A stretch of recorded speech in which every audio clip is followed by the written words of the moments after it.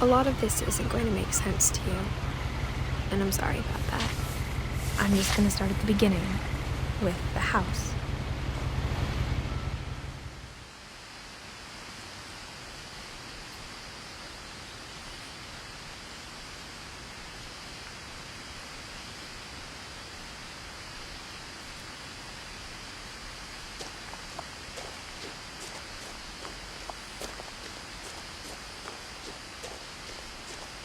I lived here until I was 11, but I wasn't allowed inside half the rooms.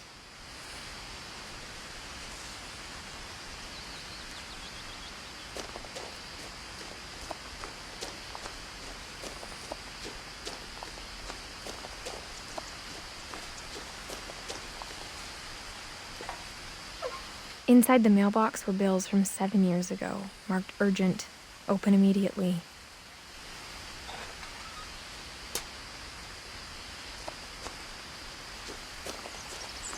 I hadn't been back since my brother Lewis's funeral.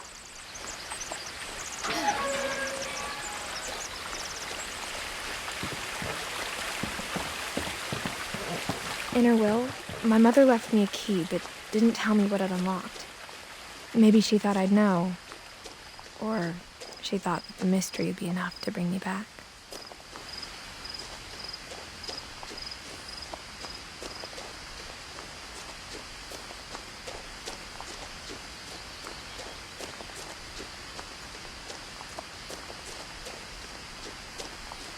No one had driven this way in a long time, but I saw a few hoof prints.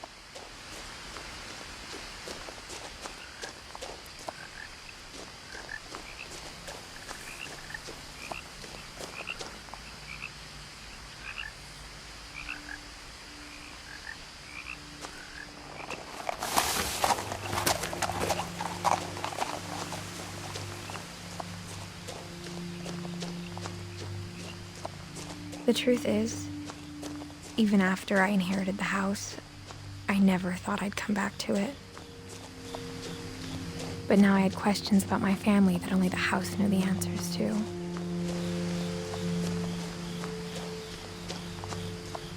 The house was exactly like I remembered it, the way I'd been dreaming about it.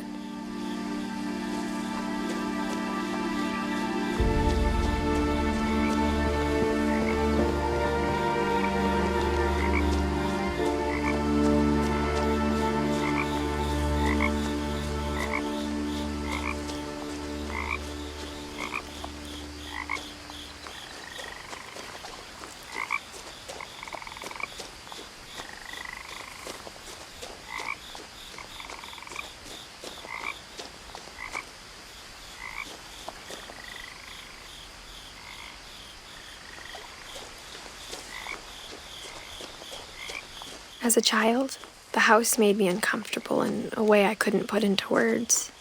Now, as a 17-year-old, I knew exactly what those words were. I was afraid of the house.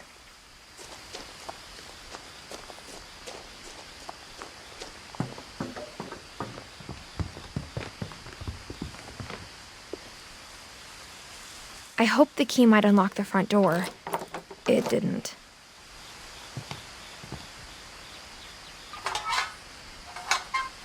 Looking in, I felt like the house itself had been waiting for me.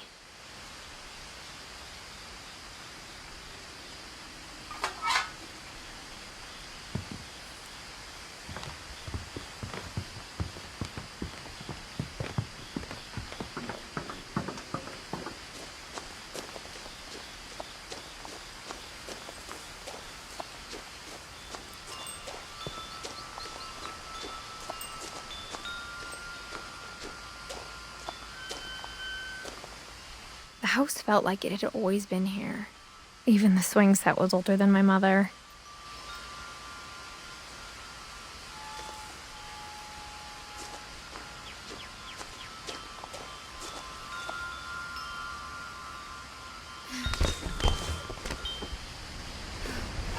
Crawling through the doggy door used to be a lot easier when I was 11.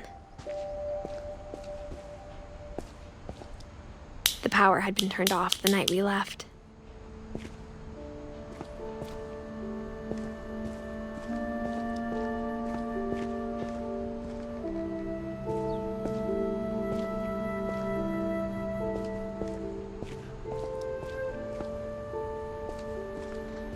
For the first time in years, I felt like I was home.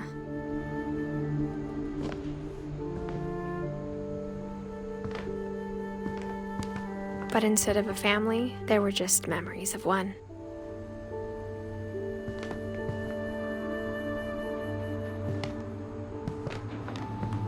Like how only one restaurant would deliver to our house, so we had Chinese a lot.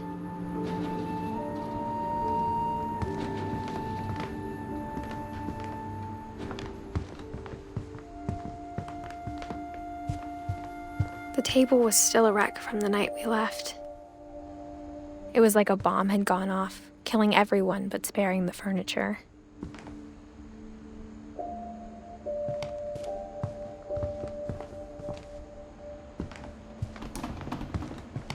My mom was the only one of us who could imagine Great-Grandma Edie living in a nursing home.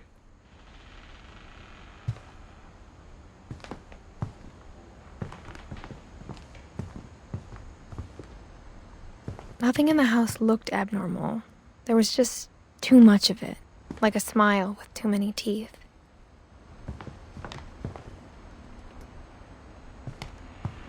Even the fireplace had a story.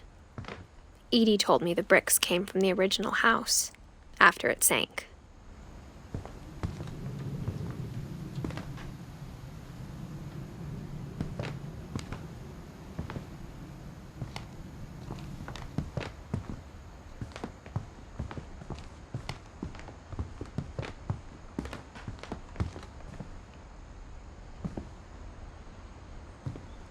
Mom always told me to stay out of the basement, so I wasn't too surprised when the key didn't fit.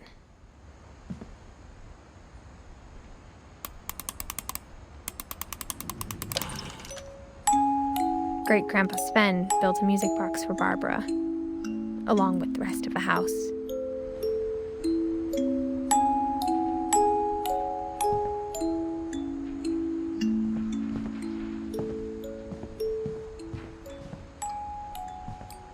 My mom wasn't much of an optimist, but she never stopped believing that my brother Milton was alive. A lot of things got left behind in the whirlwind of that last night.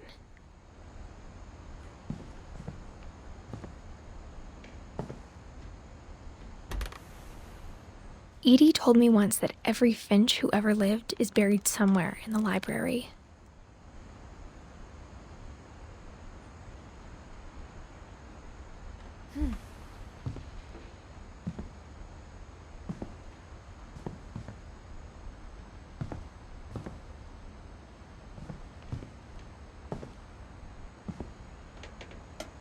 After Milton disappeared, Mom sealed up all the bedrooms. Then Edie retaliated and drilled peepholes.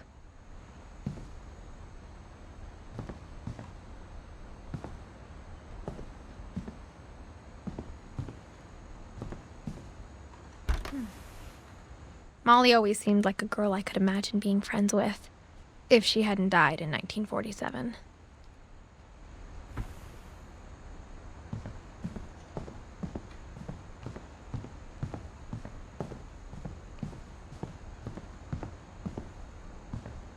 Edie's father, Odin, built the original house. Barbara was a child star for 2 years, until America grew out of it.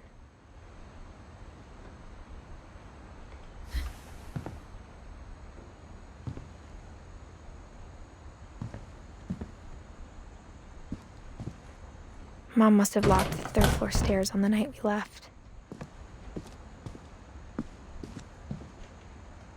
Whenever people ask me about my family, the first thing they always want to know about is Barbara.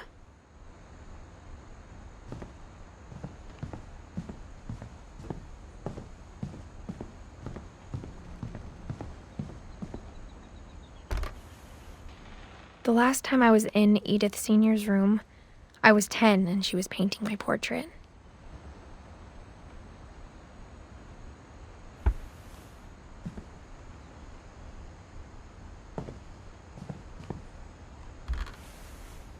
My Grandpa Sam spent 7 years sharing a room with his dead brother, Calvin.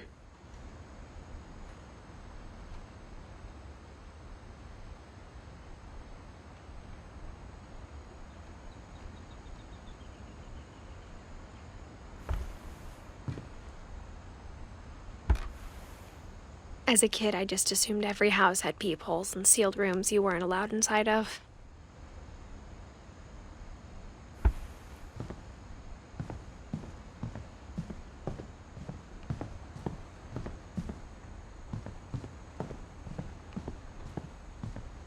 I spent a lot of time playing in Great Uncle Walter's room.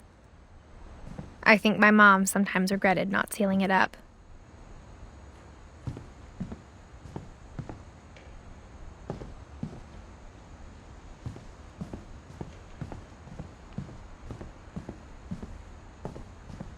Louis told me there were secret passages, but I never believed him.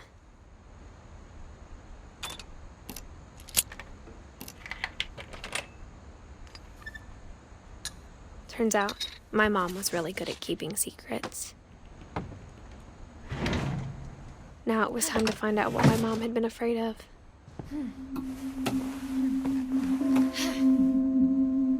From the paintings on the wall, it was clear my brother Milton had been here before me.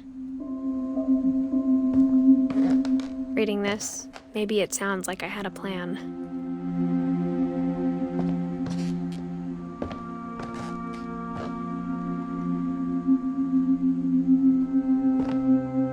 But I had no idea what was behind that door.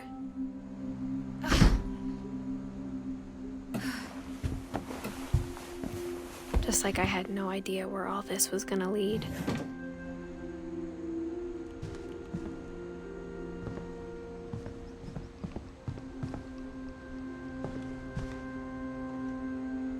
I grew up looking at Molly's room through the peephole.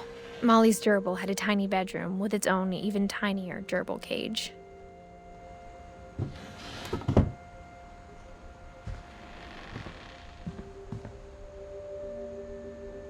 Being inside for the first time, I felt like I'd stepped behind a painting.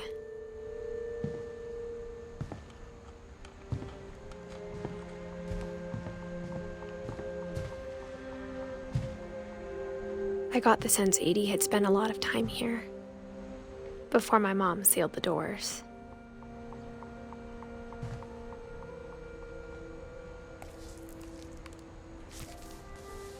December 13th, 1947. Dear Diary, I'll be gone soon, but I wanted to tell somebody about what's gonna happen. It started when Mom sent me to bed without dinner. I woke up and I was starving, so I looked around for something to eat.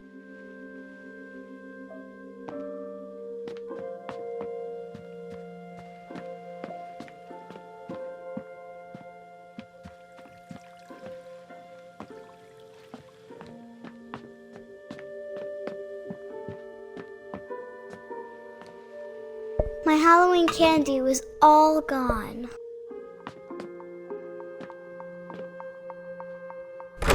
Mom, can I come out now? Sweetheart, it's late. Go to sleep. The gerbil food was dry, but I didn't mind it.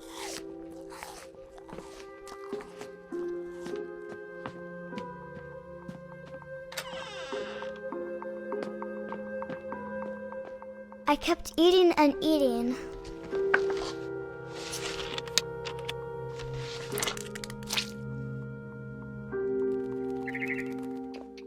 I ate a lot of things that night.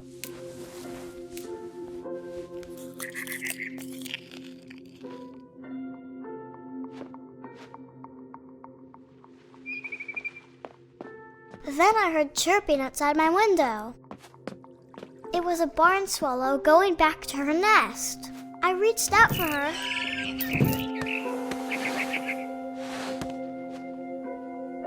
And suddenly, I was a cat.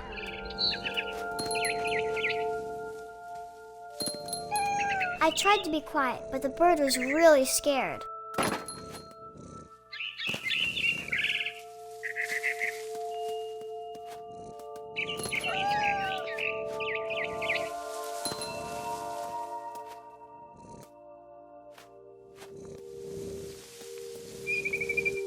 Mom and Dad didn't even look at me.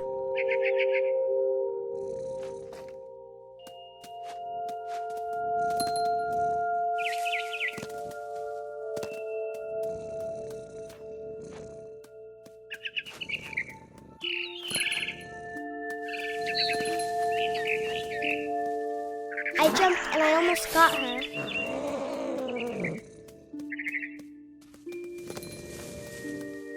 I could tell she was getting really tired. Now I was up in the big tree. I promised Dad I wouldn't climb it anymore. All I cared about was eating that mama bird. I gobbled her up. And suddenly, I was an owl. First, all I heard was the wind. Then I heard little teeth nibbling in the grass.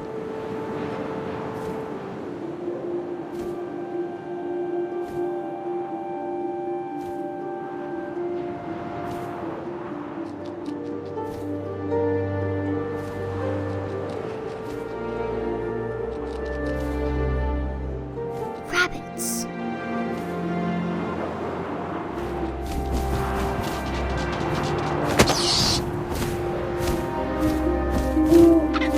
I imagined his face looking up and seeing mine through my talons. I swallowed him up, and I didn't chew one bit. Then I flew off to find something bigger.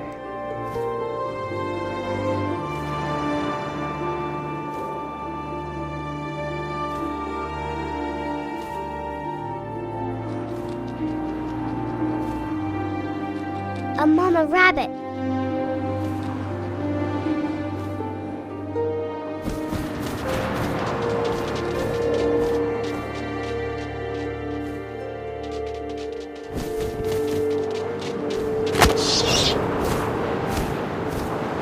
She was almost too big to carry.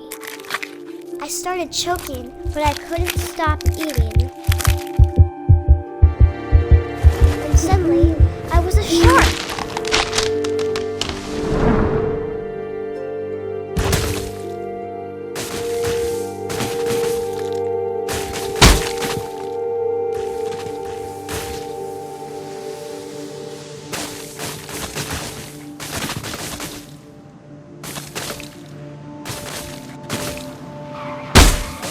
I rolled off a cliff and into the ocean. Now, I was hungrier than ever.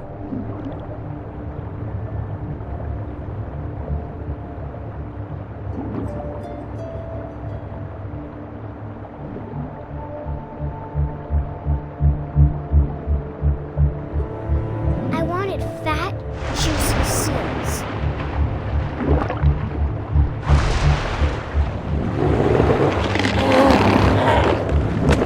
Off her flipper, and it tasted really good.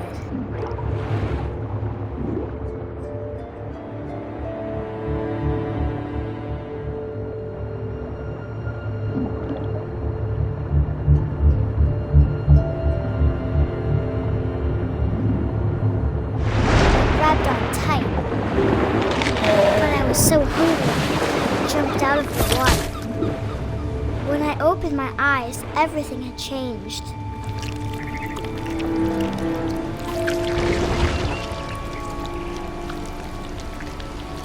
Now I was a monster, and I smelled people everywhere.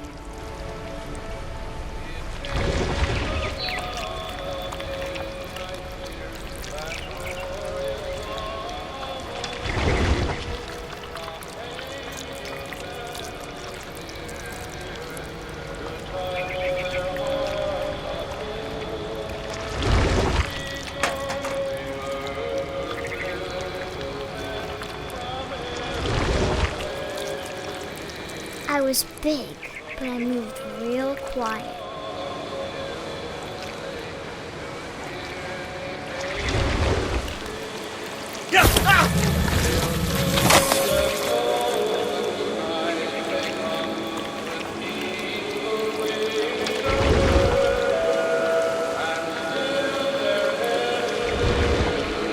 wanted to stop, but also I didn't.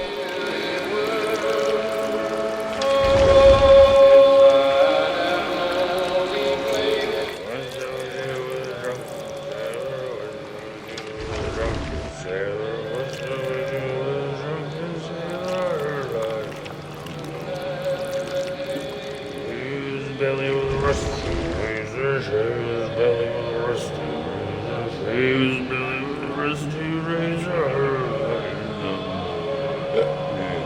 What shall we do with a drunken sailor? What shall we do with a drunken sailor? What shall we do with a drunken sailor? Put him in the captain's daughter, put him in the captain's daughter, put him in.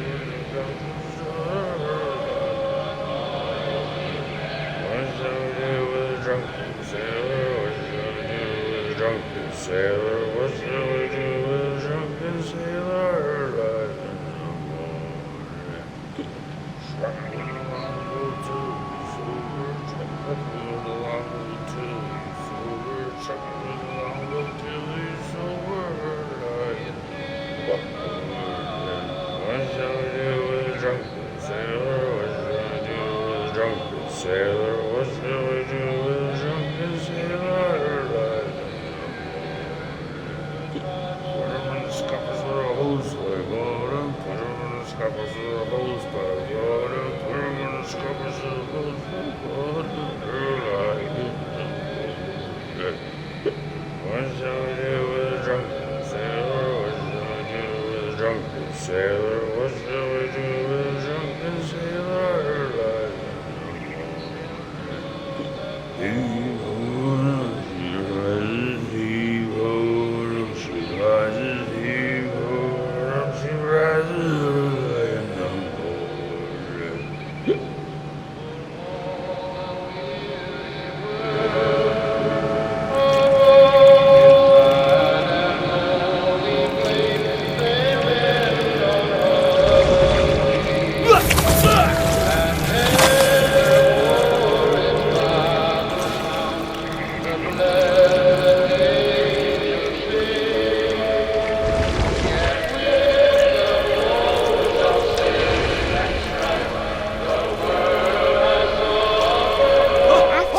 Passenger, I was still hungry. And to cross the water, I smelled something new. Something I had to have, so I swam towards it.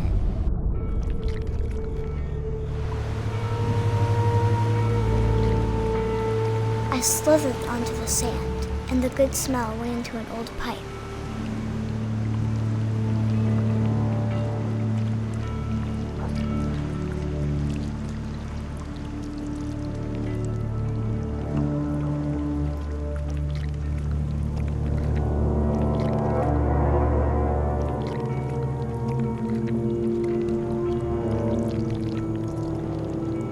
I got closer and closer.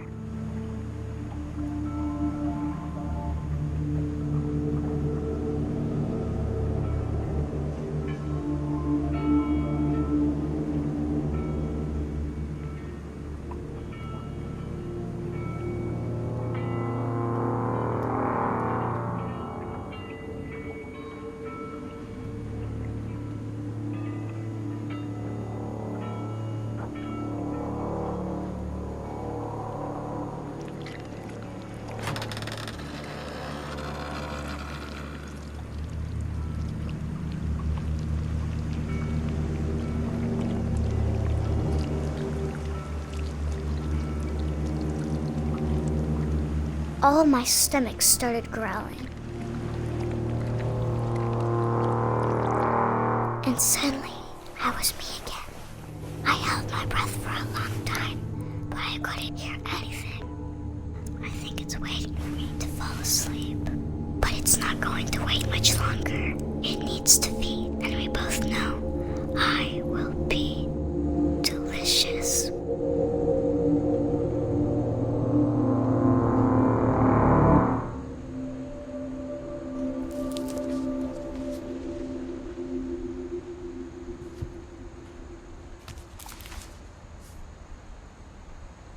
I'm not sure if I believed all of that, but I'm sure Edie would have.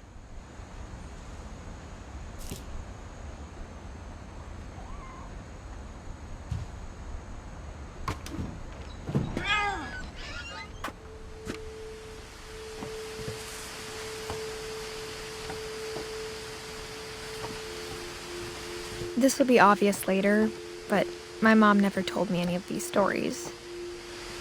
Edie would have, but Mom didn't like bringing up the past. Though, when we adopted a stray kitten, she was the one who named it Molly.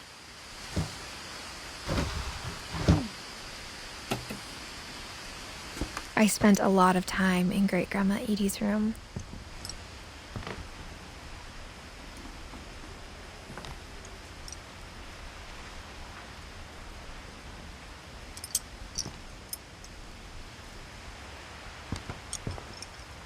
Edie knit me a new pair of gloves every year, just in time to replace the old ones. Louis died a week before we left, but Edie had already started to memorialize him.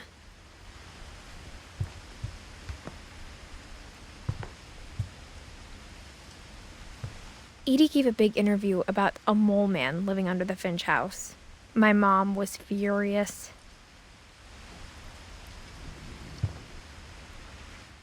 I hadn't thought of myself as Edith Jr. for a long, long time. One summer, they evacuated the island, but Edie refused to go. For a few weeks, she was a celebrity.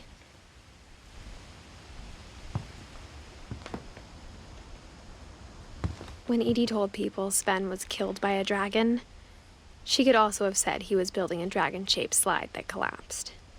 She could have, but she didn't.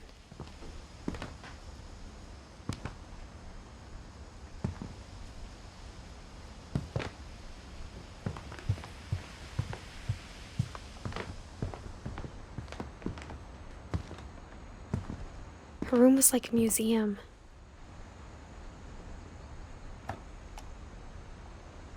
For 500 years, the Finches have been famous throughout Norway for their fortune. And misfortune. Odin Finch buries the latest victims of the family curse, his wife Ingeborg and their newborn son, Johan. On January 7th, 1937, he set sail with his family and his house, hoping to leave the curse behind. But 40-foot waves off the coast of Washington send the house and Odin to the bottom of the sea. Odin's daughter Edie, with husband Sven and baby Molly, step ashore on their new home, Orcas Island. Odin Finch is the first to be buried in the new family cemetery. His daughter Edie is already dreaming of a new Finch house.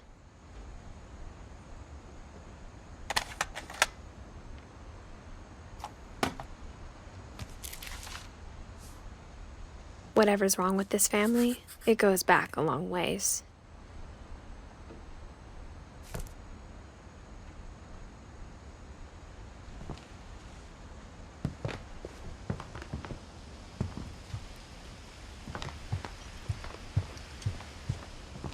Even in her 90s, sometimes Edie seemed a lot younger than my mother.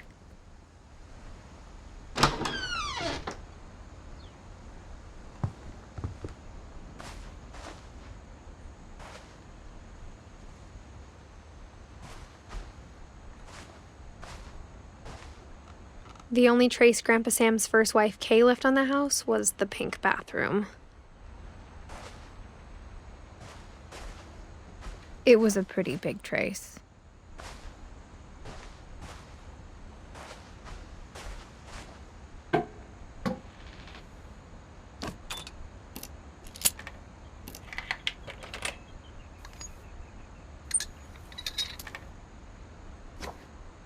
There's a secret in this bathroom. It's in the last place you would look. It isn't in the cupboard. It's hidden in this book.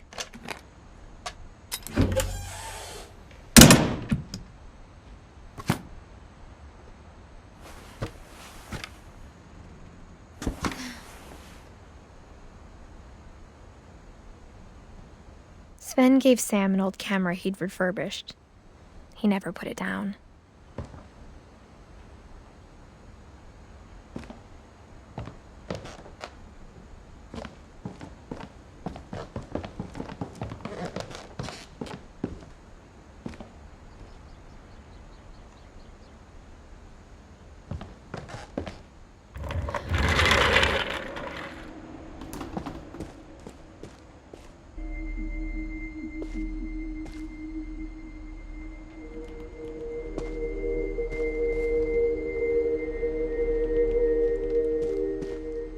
I knew Grandpa Sam had a twin,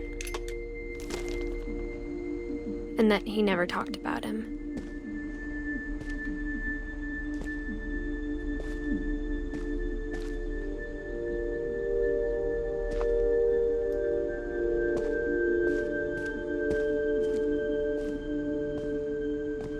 I guess my grandpa didn't like history any more than my mom did.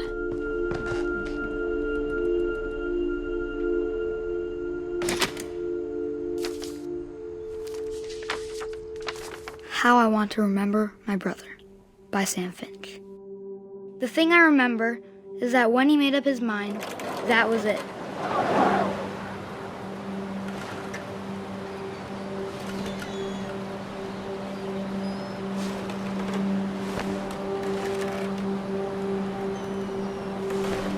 My brother said he'd die before he ate another mushroom, and he did. At Barbara's funeral, we swore we'd never be afraid again, and he wasn't. I think Calvin always wanted to fly.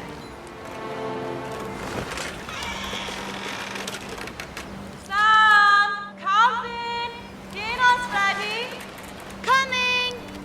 But that day, he finally made up his mind to do it. I told him going around was impossible. Maybe if I hadn't said that, Calvin! I'm not gonna tell you again! maybe if the wind hadn't picked up, then maybe he'd still be here. But I doubt it. I think he'd already made up his mind. That's what I want to remember about my brother.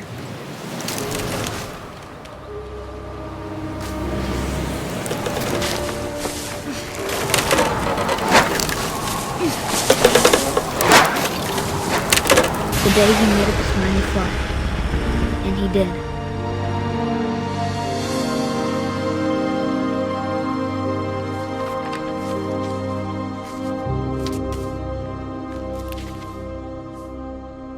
Calvin's story felt strangely familiar. When I was younger, I remember trying to do the exact same thing.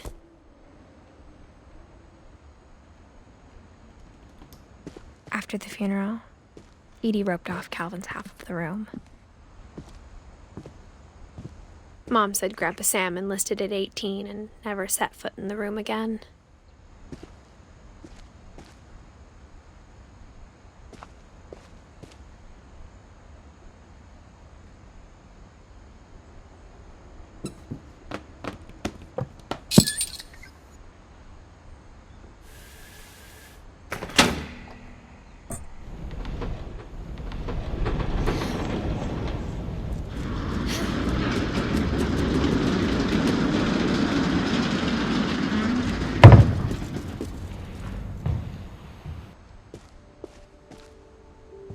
The passages were a pretty tight fit. They'd obviously been built for smaller hands and bellies.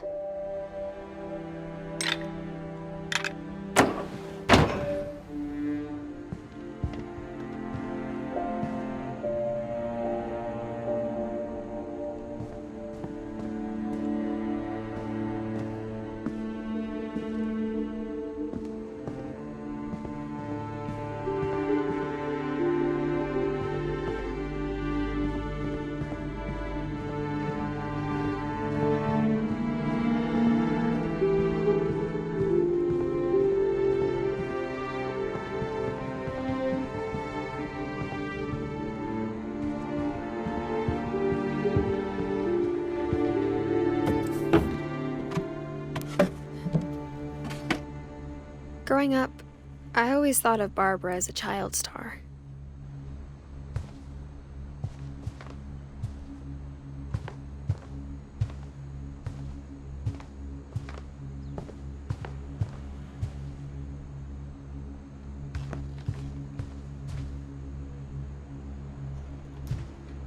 I never thought about how hard it must have been for her afterwards.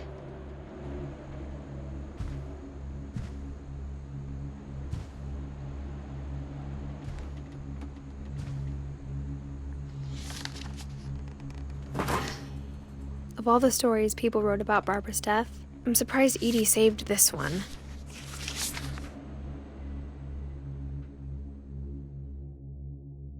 Old Jack here with another ghastly tale inspired by America's most unfortunate family.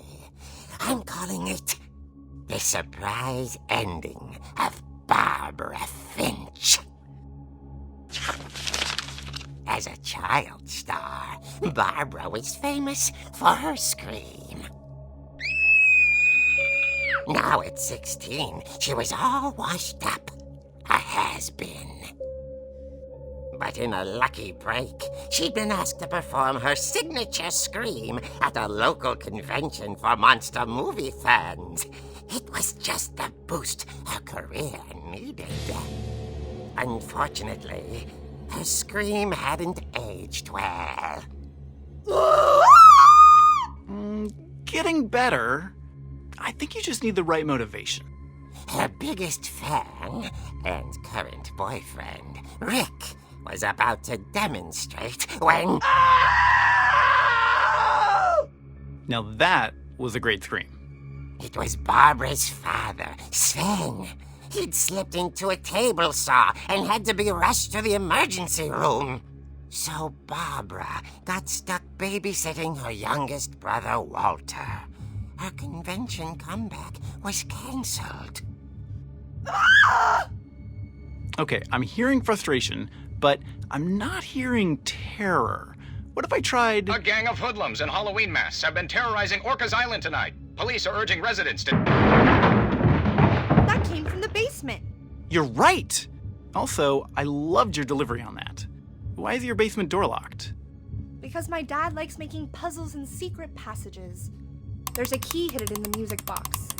The secret is to keep winding and winding until finally the key pops out. Thanks, babe. I'll be back in a sec. 20 minutes later, Rick hadn't returned. So Barbara went to look for him, right on cue. She reached for the music box.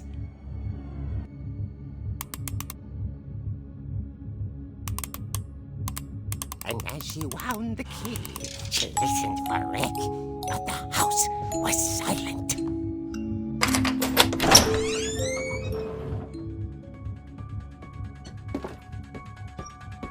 Rick? Are you okay? This She isn't found funny. Rick's crutch and imagined the worst.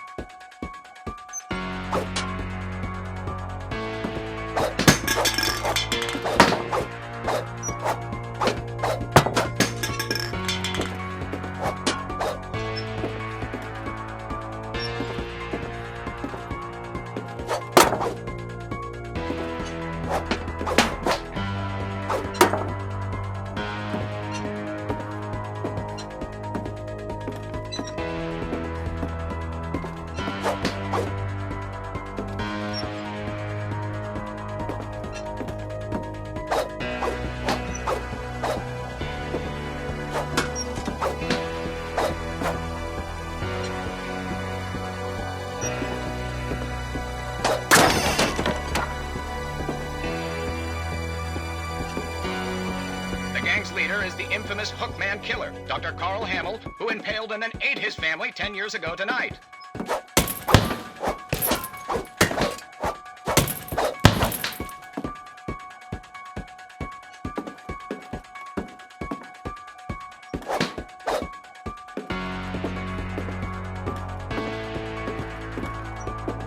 The old fridge rattled, and grew still. Oh dear!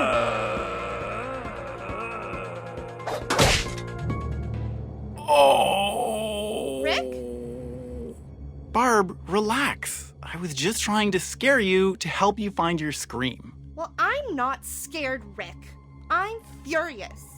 Then act furious. All I'm getting from you now is that you're hurt and confused and you're... She threw him out, but she kept a little something to remember him by. Barb, have you seen my other crutch?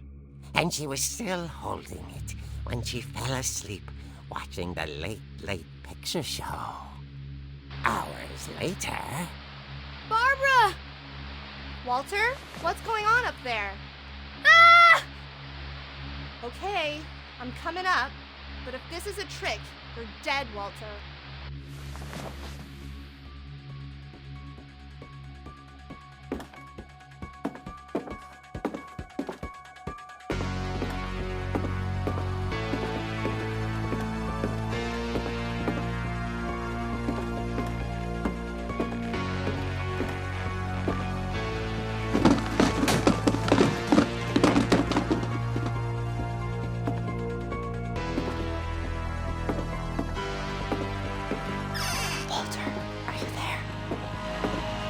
Walter had vanished, but his bedside radio was still on.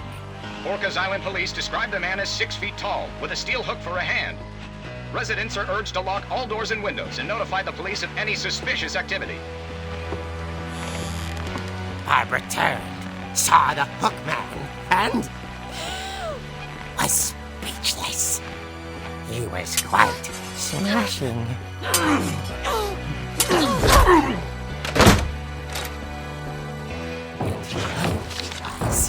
he couldn't get enough of Barbara. Okay, Barbara, there's gotta be another way out of here.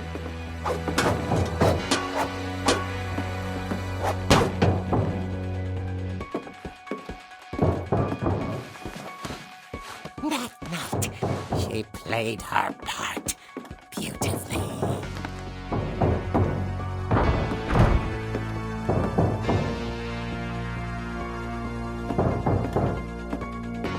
Molly's door hadn't been opened in years.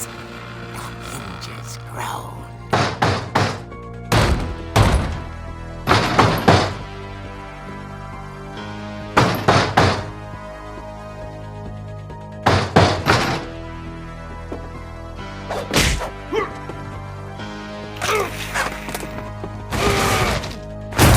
He wasn't moving, but she sensed the story might not be over yet.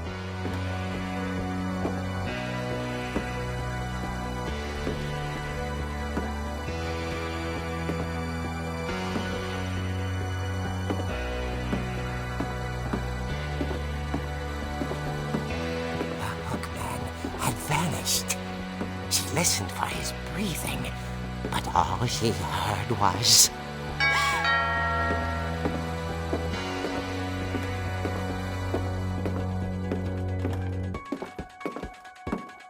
At the door, she heard whispering. It was coming from inside the house.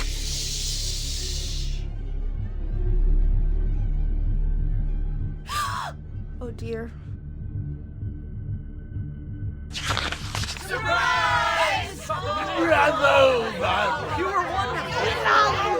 The monsters had come to surprise her.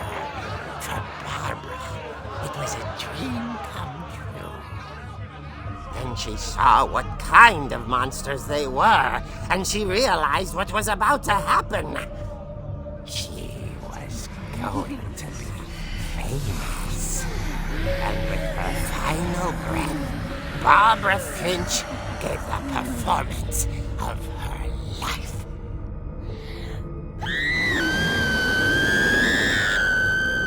I wasn't there myself, but I hear Barbara was magnificent.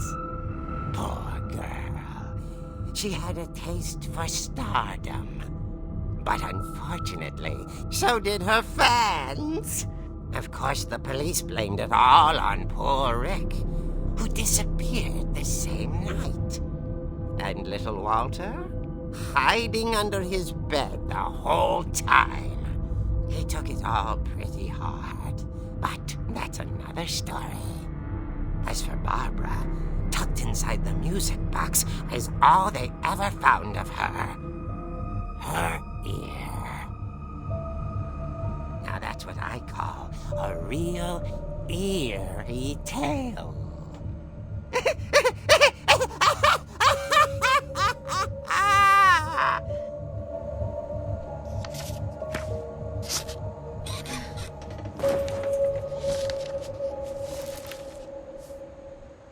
Edie told me all Barbara wanted was to be remembered, as absurd as that comic was. Maybe what Edie saw was a happy ending.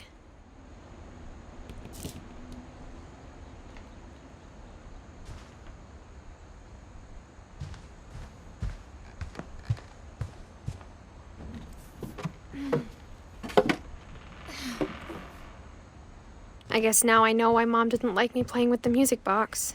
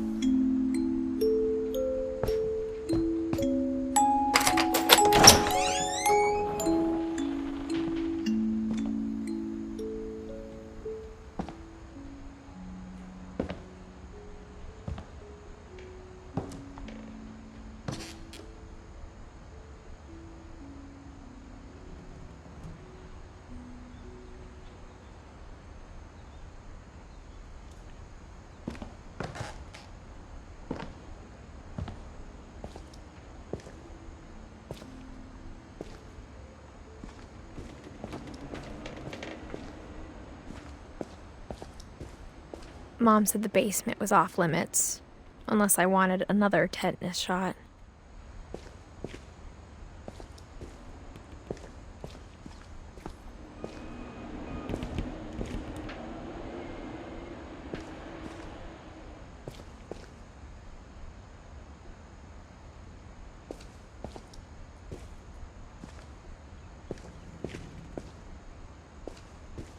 I saw Edie sneak down to the basement once, carrying packages.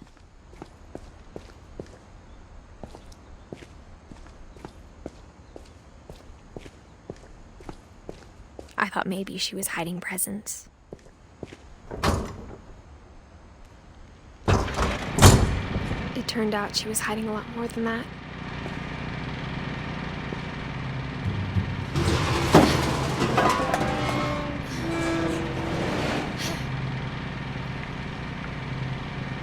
I remember asking Mom once about where Walter had gone. She said after Barbara died, he got as far away as he could. If there's a pattern in all these stories,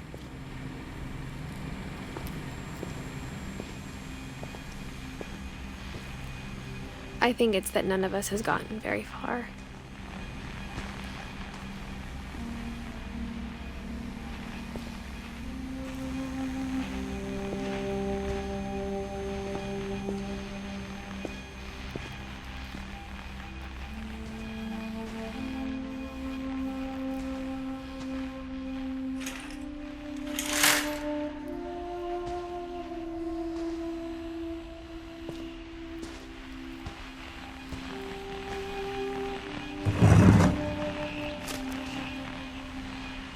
Goodbye, everyone.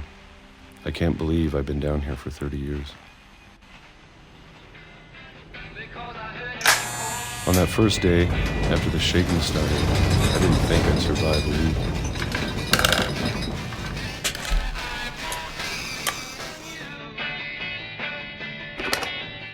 But after a few days, I settled into a routine. That's what kept me sane. Having a schedule, living for today. I always expected to be dead tomorrow. But if you wait long enough, you get used to anything.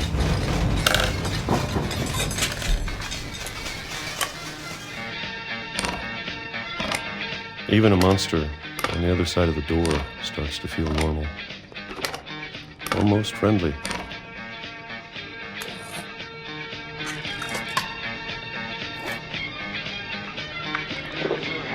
And then one day, everything just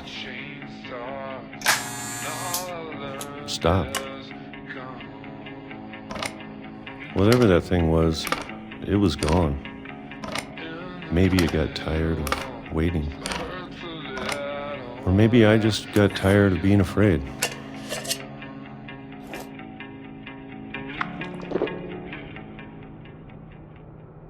It's been a week now, the longest in 30 years.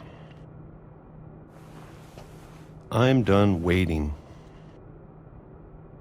I have to leave while I still can.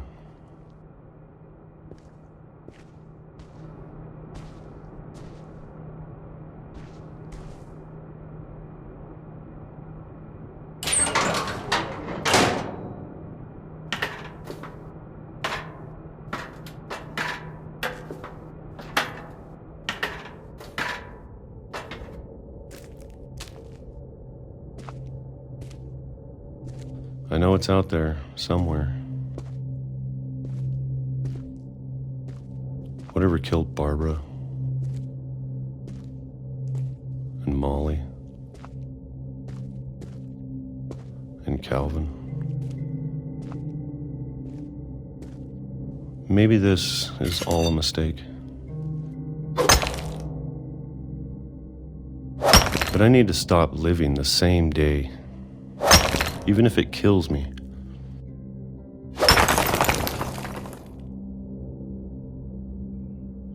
Whatever's out there, I want you to know I'm ready for it. I'm going to appreciate all of it, especially the food. I don't mind if I only have a year left, or a month, or a single week. I'd be happy with one more day. I can already imagine the sun on my face.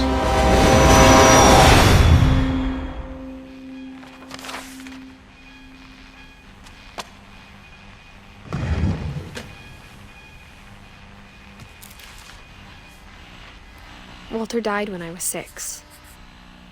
I can't believe my mom never told me he was down here.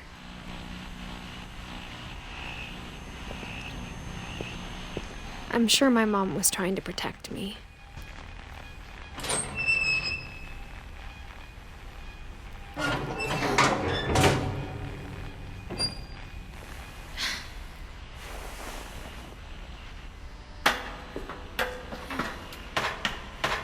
Maybe she was afraid I'd end up like Walter.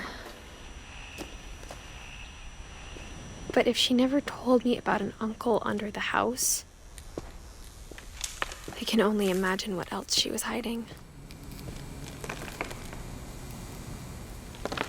I don't want to make the same mistakes she made. Trying to bury something that's still alive.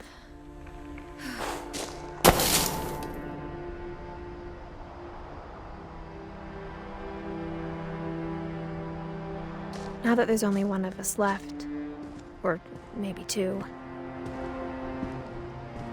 I thought it was time I heard the stories for myself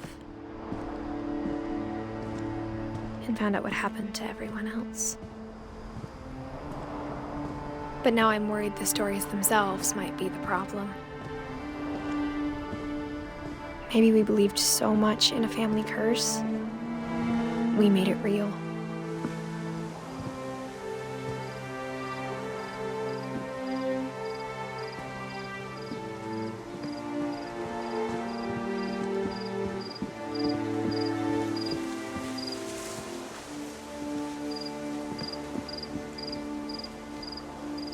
I don't know if I should even be writing this.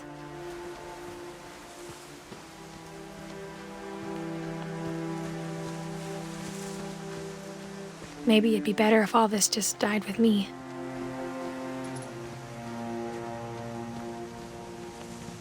But I thought you should know about your family.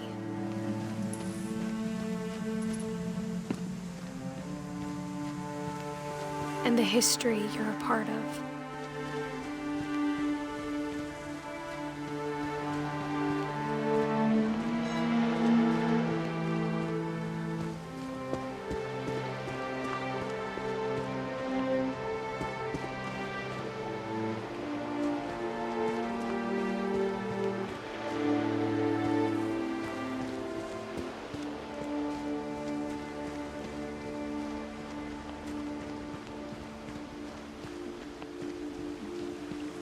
Though to be honest, I feel as lost as you probably do right now.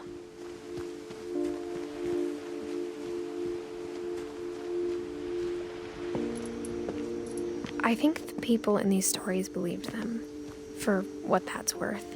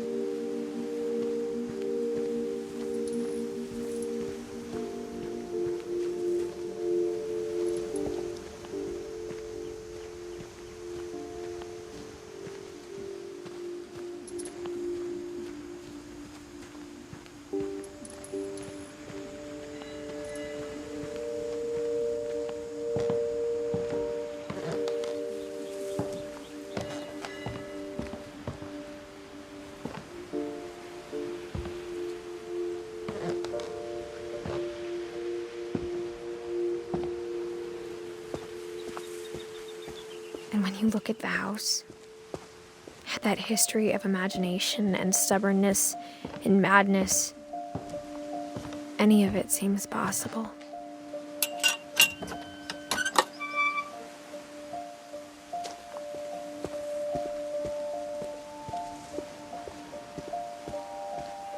I think we've been surrounded by death for so long, we've just gotten used to it.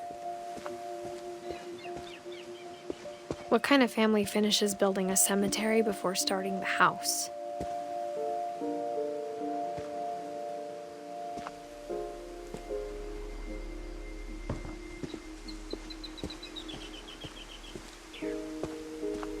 It's embarrassing for me to admit this, but the pet cemetery made me more uncomfortable than the human one. 3 of the gerbils were mine, and 2 had been my fault.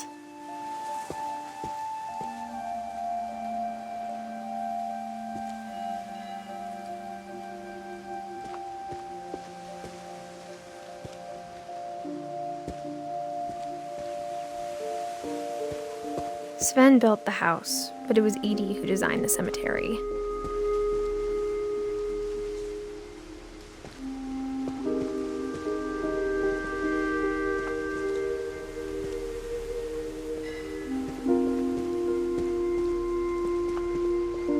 I'm sure Odin's monument had been Edie's idea.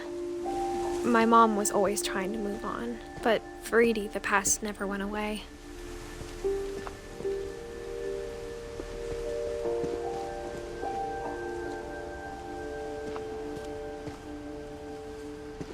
She could see it poking out of the water at low tide.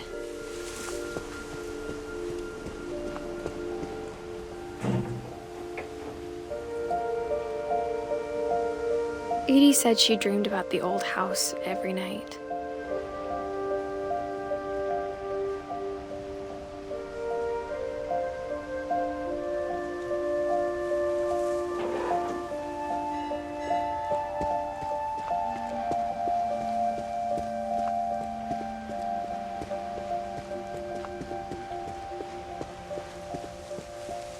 Edie's side was always easier for me to understand.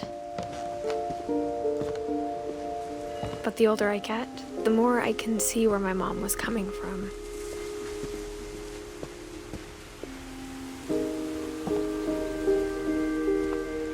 She lost 2 of her brothers, just like I did. I get why she tried so hard to protect us. There's so many things I wish I could ask my mom now. Part of me thinks this is what she wanted all along. For me to come back someday and find everything out for myself.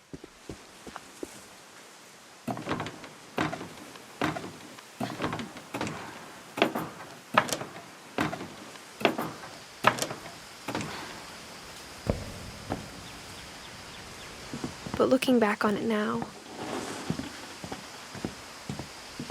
if she told me there was going to be so much climbing, I never would have come when I was 22 weeks pregnant.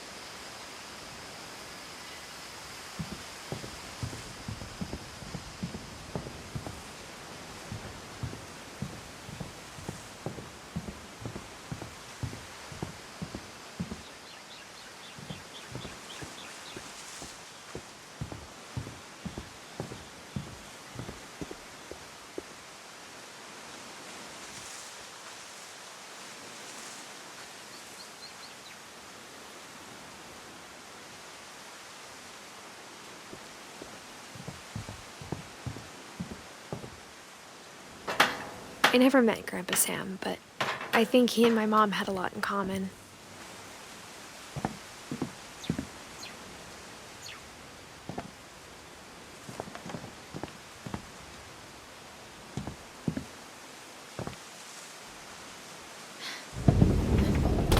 They were both pretty intense. Sam spent his life shooting photos, but Mom said he got nervous being in front of the camera. I guess we're all afraid of something.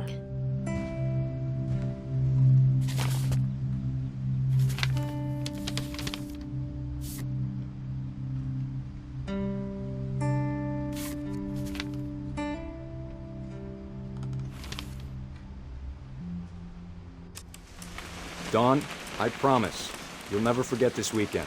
Yes, sir. These memories are gonna last a lifetime. Am I gonna have to shoot anything? It's a hunting trip, Dawn. Shooting is strongly encouraged.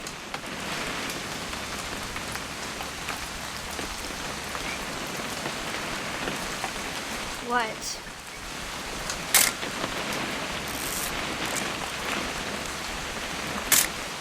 Perfect. It's gonna rain the whole weekend, isn't it?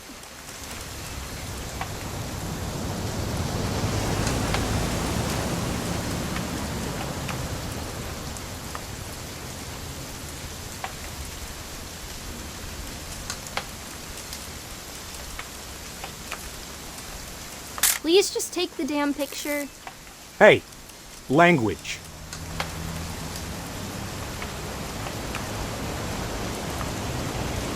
I will never forget this weekend, Dad. Okay, got it. I'm gonna take some pictures, okay? Just be careful. That camera's older than you are.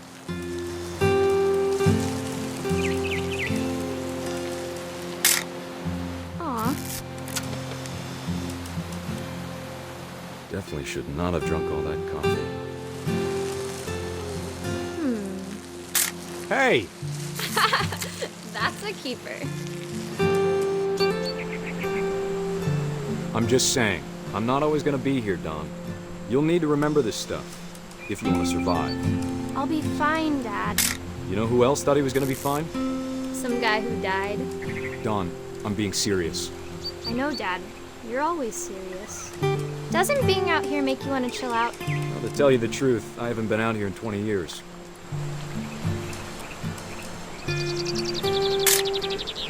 Don, don't you think you could find something more interesting to photograph? Last time I was with my brother Calvin. Man, that was a great trip. Your grandpa Sven taught us how to fish, how to build a fire. We found an old logging trail. There were deer everywhere. I bet if I could remember where that trail was, we'd spot a buck for you in no time. Give me a minute to check the map.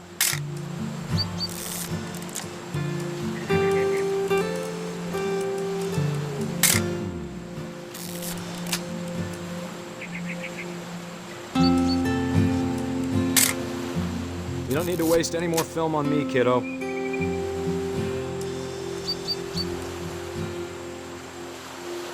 Let's see.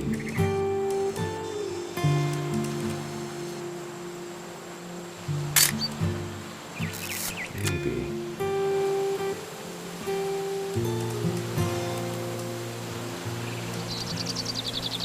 Or was it?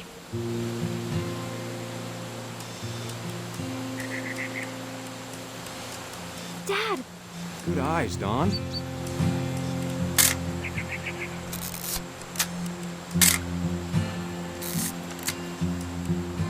Before you take the shot, let me get a picture of you. Dad, I... Let me get behind you. Do I have to do this? Don, you don't have to do anything. But if you want to survive, you'll need to be strong.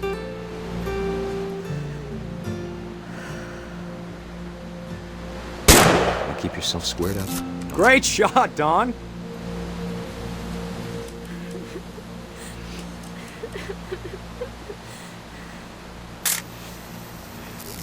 I'm proud of you, Don. Always remember that, okay?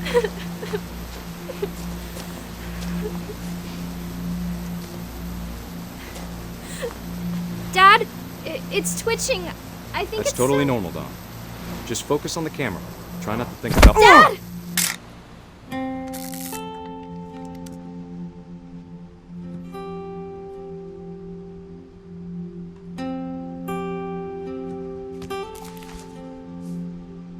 Of all these stories, that's the one I wish most that my mom had told me.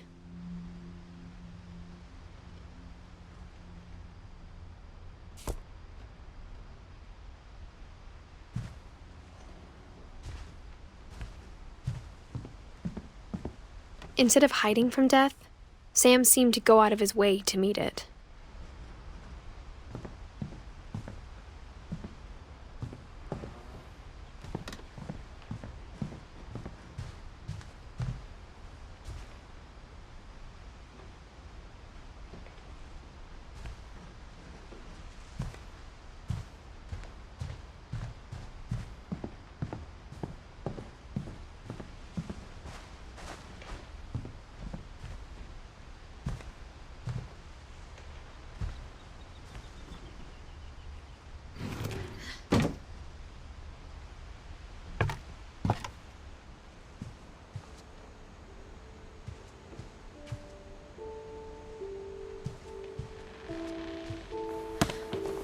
After Sam died, my mom and Edie got really close.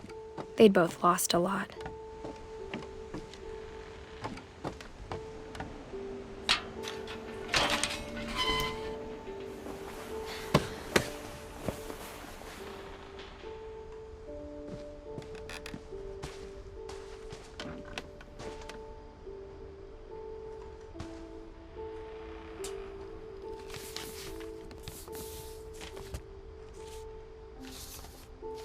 Dear Kay, do you remember the way Gregory used to laugh when he thought he was alone?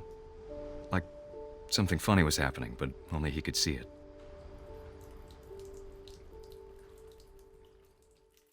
I think he saw things the rest of us don't.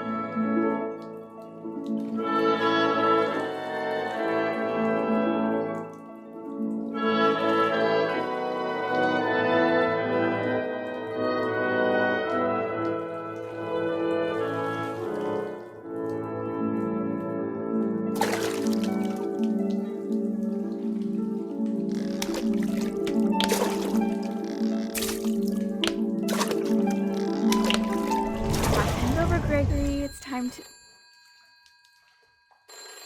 Hold on, sweetie. Hello? Sam, I told you I don't want to talk right now. I wonder what he saw.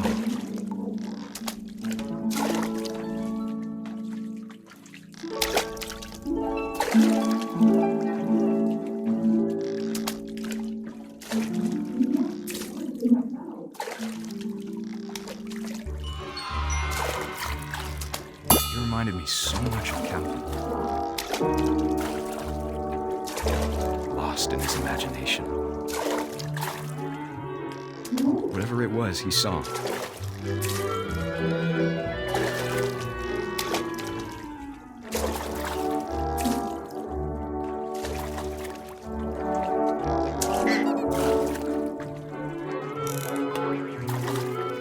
It sure made him happy.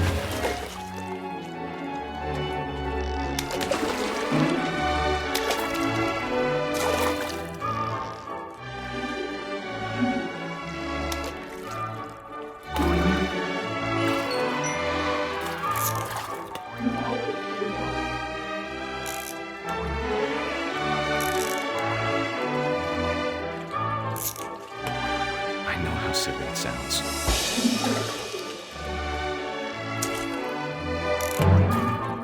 But I worried about a baby being too happy. But I could feel him slipping away. Sorry about that, Gregory. I know you did everything you could. Maybe if I hadn't called that night. Damn it. Hold on, I don't want Gregory to hear this.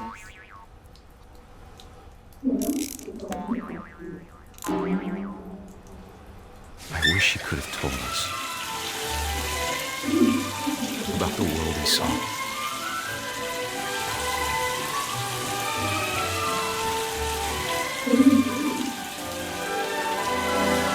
There's so much I don't understand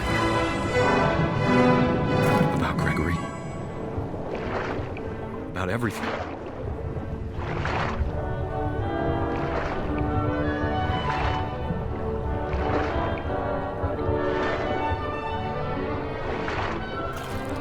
But I know what happened wasn't your fault.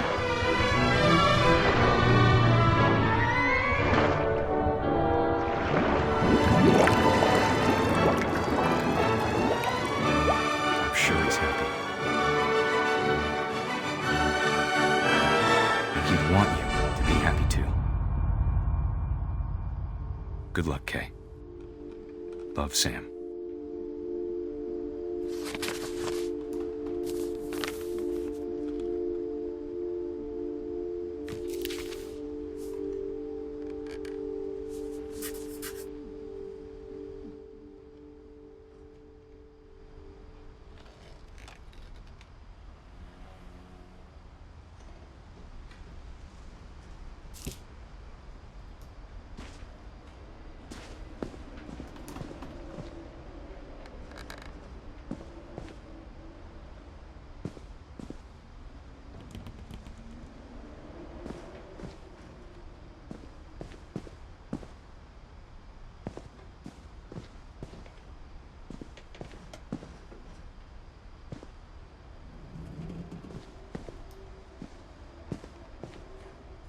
I can't imagine my mom ever writing poetry, and yet...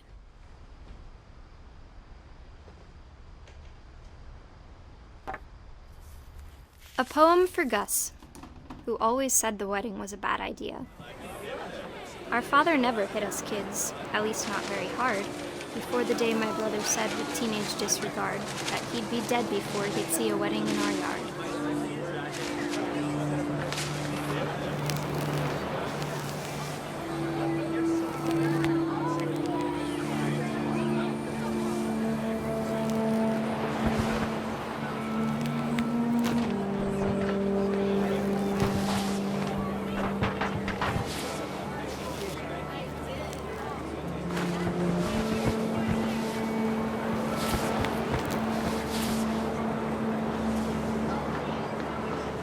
My father made him come, of course, but Gus stood far apart, just flew his kite and bottled up the storm inside his heart.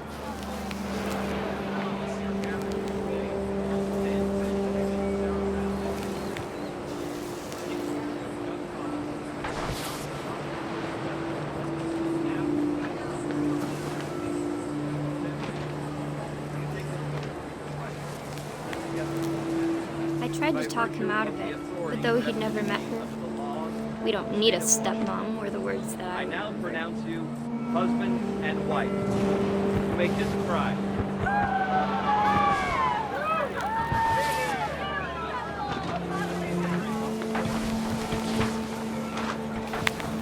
When the time for photos came, Dad ordered him to come here.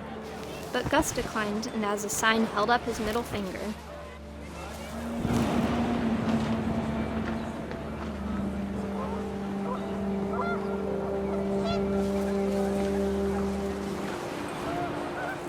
The wind picked up, and panicked geese appeared and quickly went.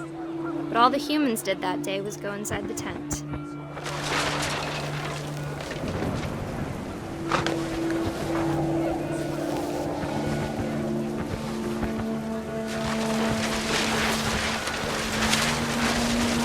The rain came down in buckets then, but no one seemed afraid that nature might destroy the tent our dad had crudely made.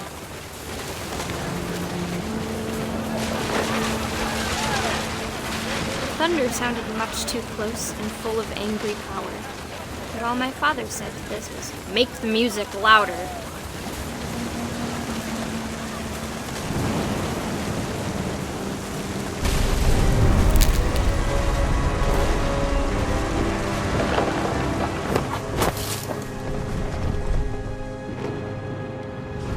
I wish that I could truly say I thought about you on that day. Out there on the beach alone, just you, the wind, the sea, and foam. But I didn't, until we found you.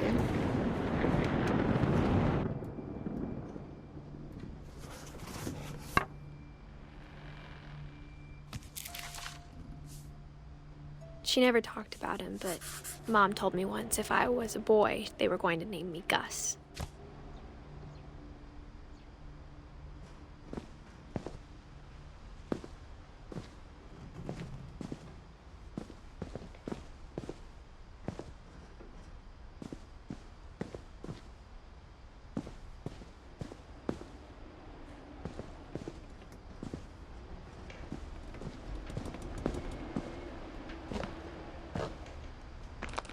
My mom moved up to the loft after her brothers died.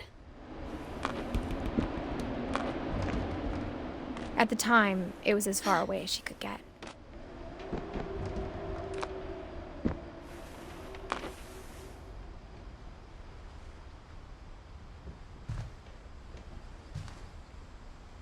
Religion was another thing my mom never talked about, but I think it helped her a lot after her dad died.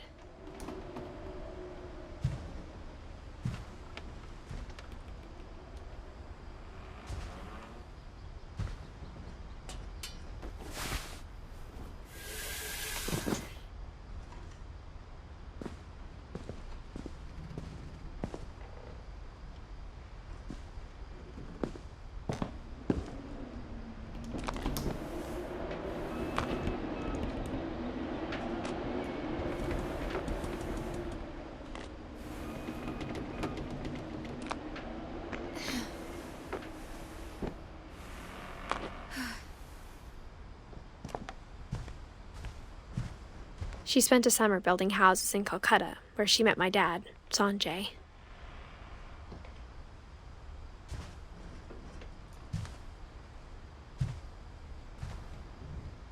My mom moved to India a week after graduation and got a job teaching English.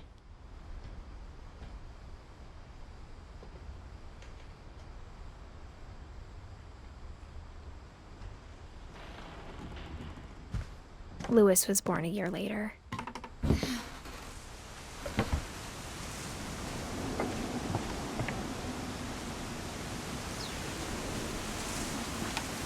When my dad died, I don't think Mom knew where else to go. I'm sure Edie was happy to have her back. and to see kids in the house again.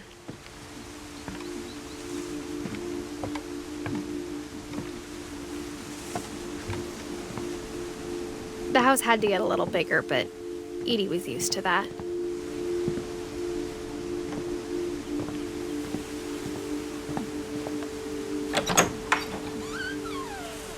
And for a while, things were good, almost normal.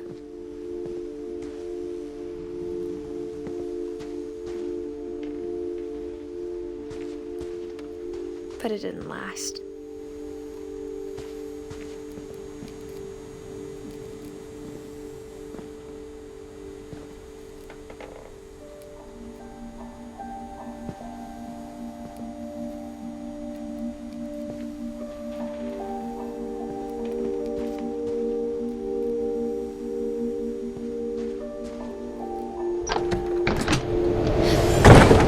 The beginning of the end was Milton's 10th birthday, when Edie gave him a castle.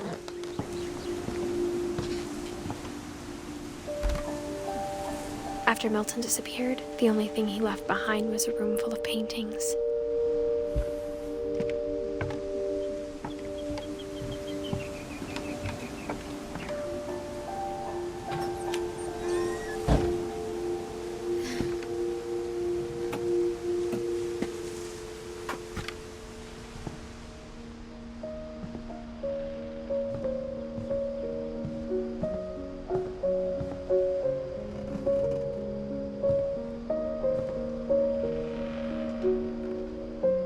I think Edie was happy to finally have another painter in the family.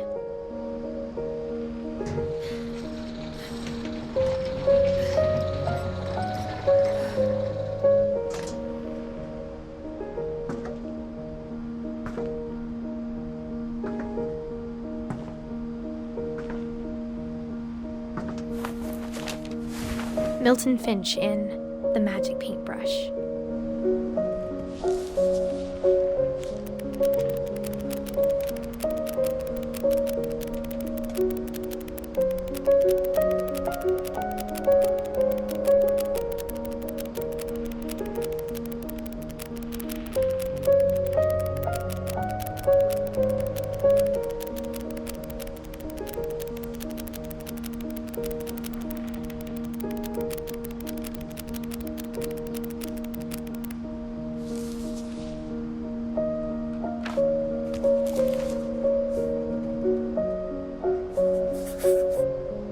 I was 4 when Milton disappeared.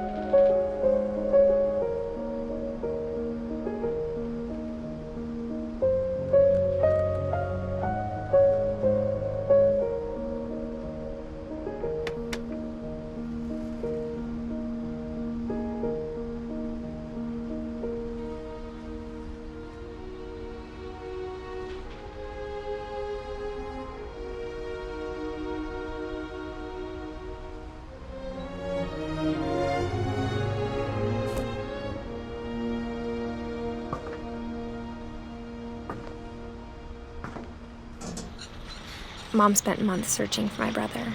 Then she sealed the doors.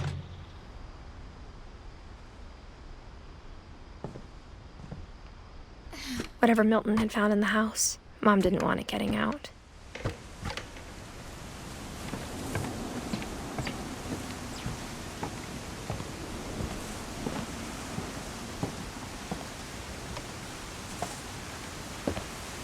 Mom definitely blamed Edie, but I think Louis blamed himself.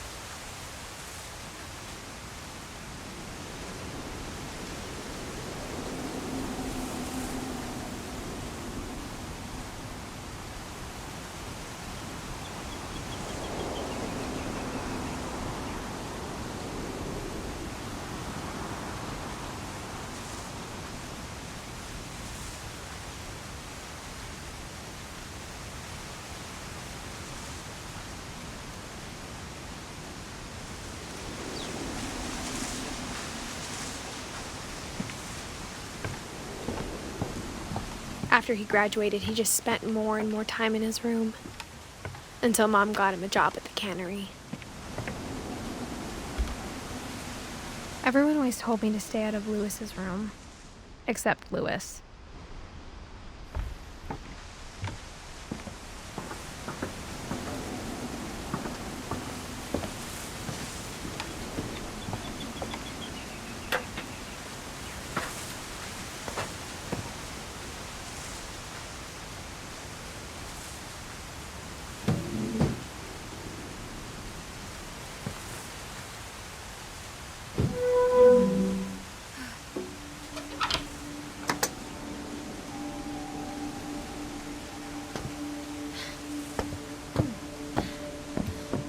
Lewis's room smelled very, very familiar.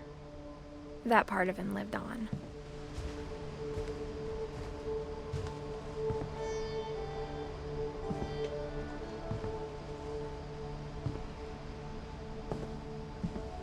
Lewis and I spent a lot of time playing games together, but he was surprisingly bad at them.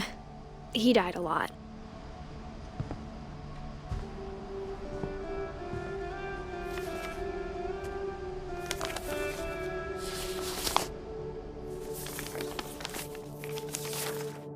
Dear Mrs. Finch, as Lewis's psychiatrist, I can understand your desire for an explanation. As I see it, the trouble began in January, shortly after we convinced your son to seek treatment for substance abuse. Newly sober, I believe Lewis first noticed the monotony of his daily life.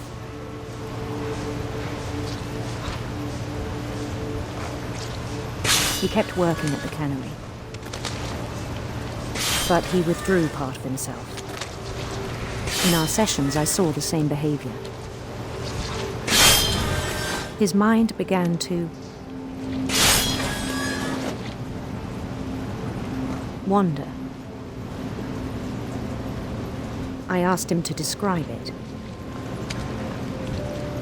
He said he started small, imagining a labyrinth. He'd feel his way about. Then something moved. Bats. And toads. And things that have not names. He knew it was all in his head.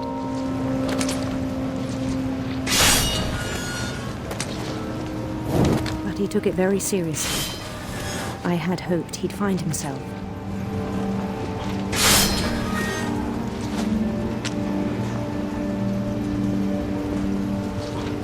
But he found something more. I worried about him then. Daydreaming at the cannery. I spoke with his boss. But he said Lewis had become a model employee. Methodical, tireless, focused. Like a whole new Lewis. So I let him go on.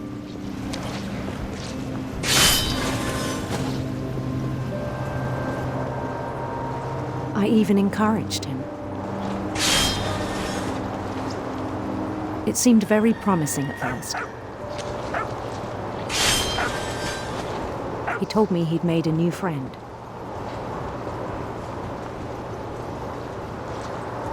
On the edge of a city he named Lewis Topia. He built the city up slowly, brick by brick. Then he made musicians.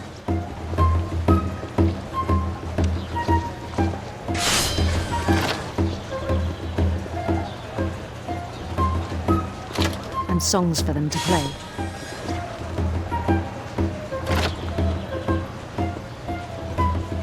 He talked about starting a band. And he was always humming something. Every day his imagination grew stronger.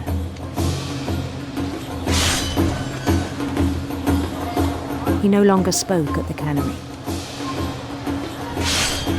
But his chopping was as reliable as ever. Then one day it struck him. all the cheering crowds, even the stones under his feet, were all in his imagination, so he could do whatever he wished.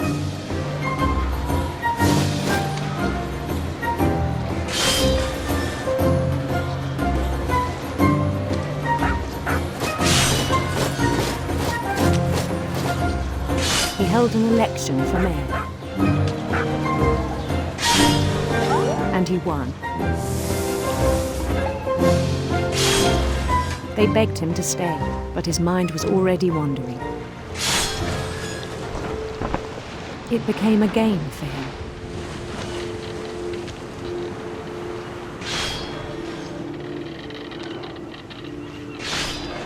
He'd conquer a city, then immediately push on. New Louisville.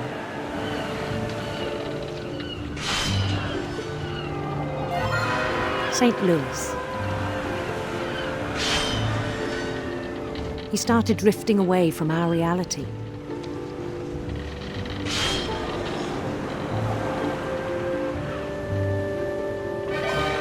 Minneapolis. Until one day he forgot to go home from the cannery. Even as his mother pleaded with him, part of Louis kept sailing on.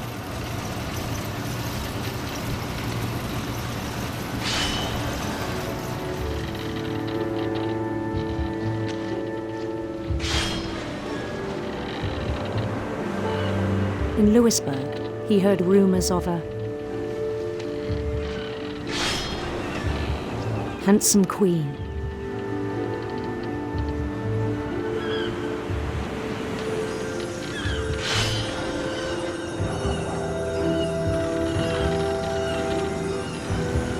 The queen was on her own quest for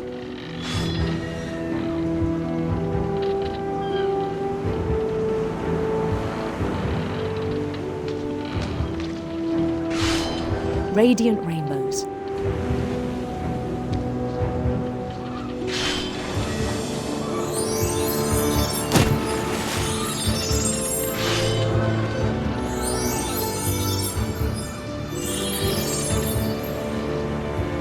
He followed the sound of her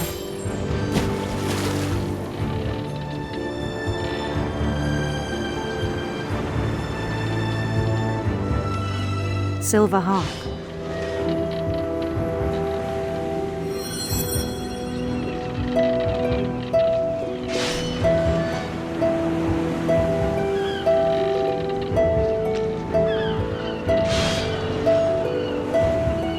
His chase led him to a golden palace east of the sun and west of the moon. Even then, his logic remained sound.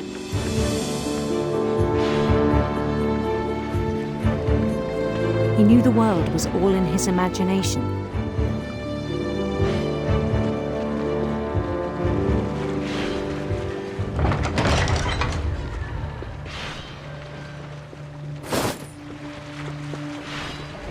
But he was so proud of having created it. In his own eyes, he'd become something greater than a king.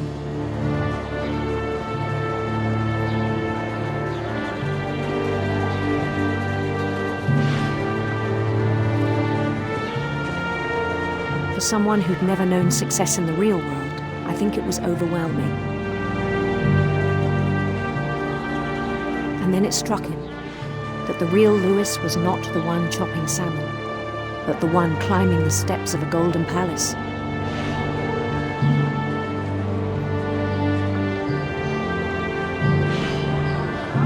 My imagination is as real as my body, he told me. It was hard to argue with him.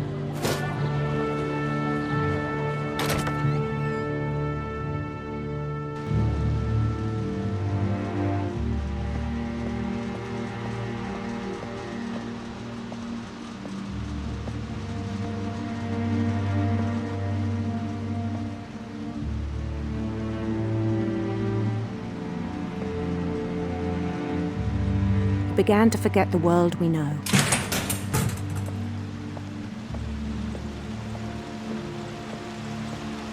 I think it pained him to remember Lewis, the cannery worker.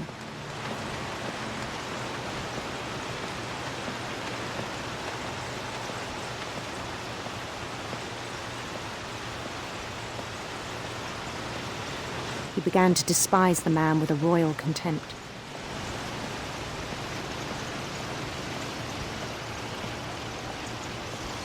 I still thought I could save him.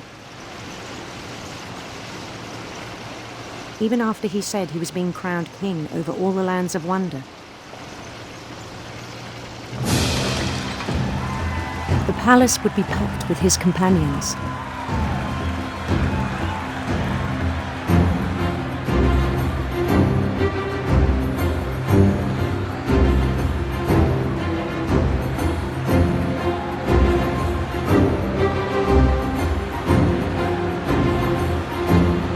Including the wise Calico who'd insisted on inviting him.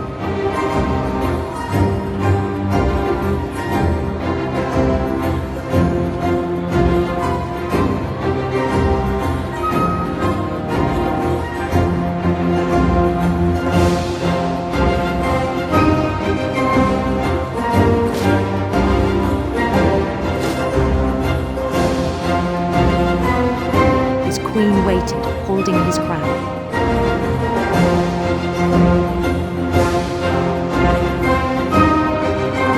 There was only one thing left to do.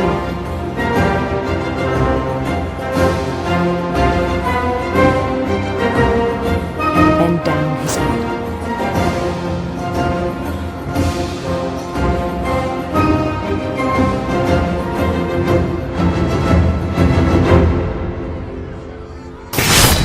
And the rest I think you know. Mrs. Finch, your son was a kind man who will be missed by all of us who knew him.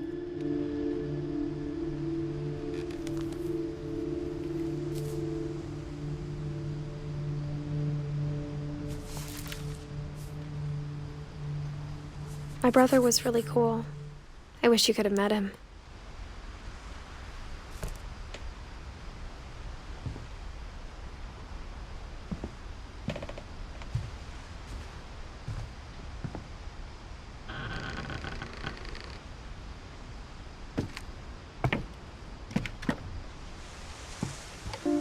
On the way back from Lewis's funeral, my mom told me to start packing. She waited until the day before we left to tell Edie.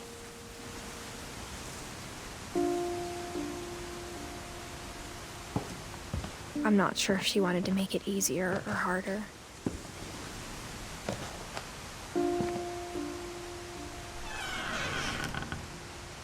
I wish we'd stayed. But I understand why we left.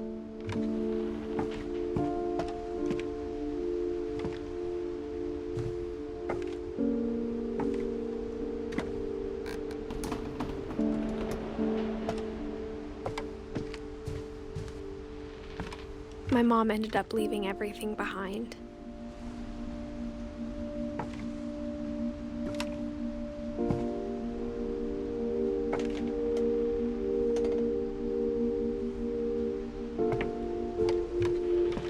What happened that night had been coming for a long time.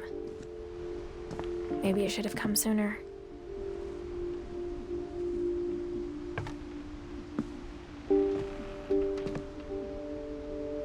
But it had to end one way or another. All that's left now is to tell you about that last night.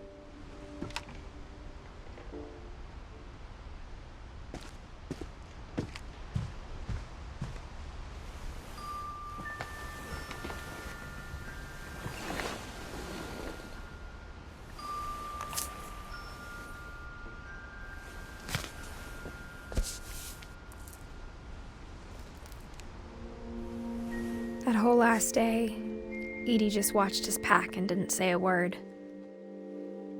Until supper, when she raised her glass and said, "To our final night together, and all our final nights apart."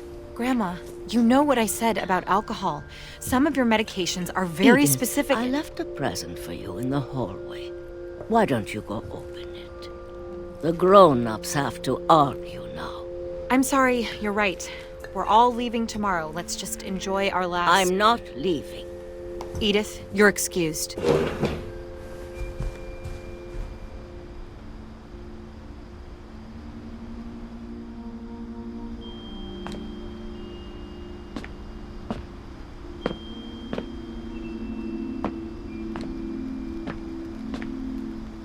The power had been shut off that morning, but Edie always had plenty of candles. When my mom sealed the library, I don't think she knew about the other entrance.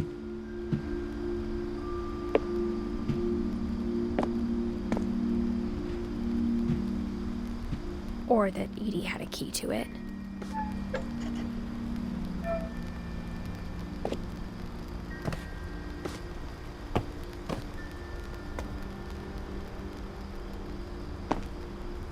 The thing you're afraid of isn't going to end when you leave the house.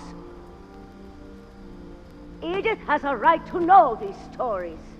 My children are dead because of your stories. I think it's best if Edith and I leave tonight. We'll have the nursing home send a van for you in the morning, okay?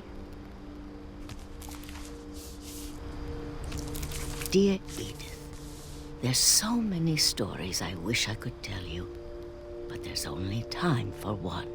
This is about what happened on the night you were born. That night, the tide went way, way out. It was the first and last time I ever saw the old house aground. There'd been an earthquake out in the middle of the ocean. They called it the lowest tide in 1,000 years. God, it smelled awful. You know, I've seen that house every day of my life.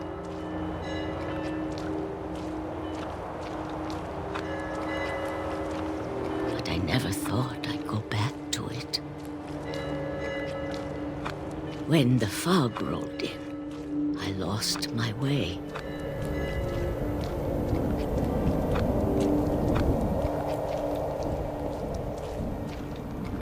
I got turned around.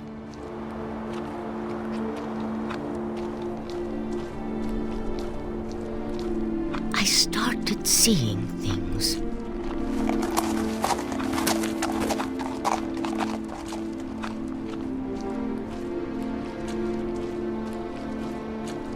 Things I'd forgotten had ever existed.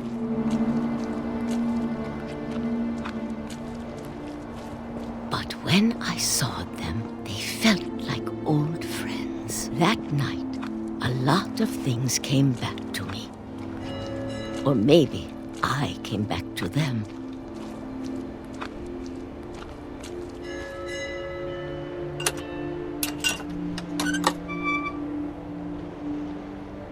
Things I can't explain, but that I need you to try and... Edith, what are you doing in here? It's mine. Edith! Mom, you're gonna rip it! Let go! I kicked and screamed, but Mom dragged me to the car.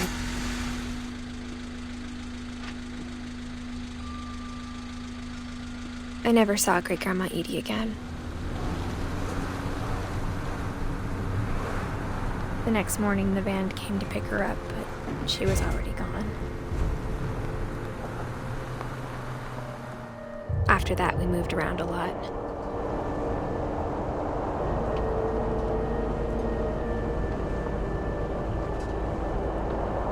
We both tried to make the best of it.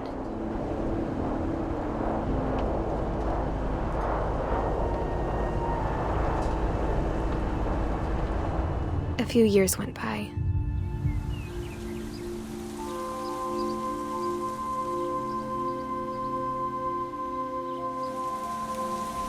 My mom doesn't like to talk about it. But she started getting sick a lot. The rest happened pretty quickly. She got better for a while, and then she didn't.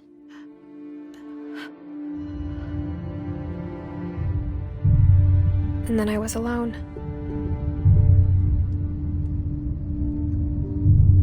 The last Finch left alive.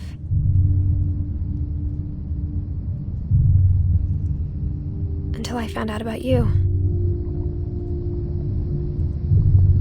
I'm still not sure what to tell you about all this.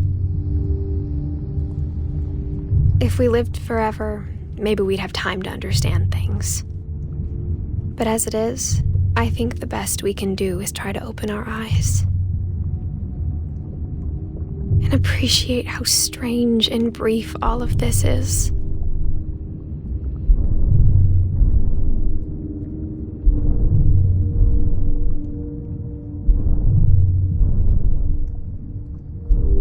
This journal was supposed to be for you. But now I hope you'll never see it. I just want to meet you and tell you all these stories myself. But I guess if you're reading this now, things didn't work out that way.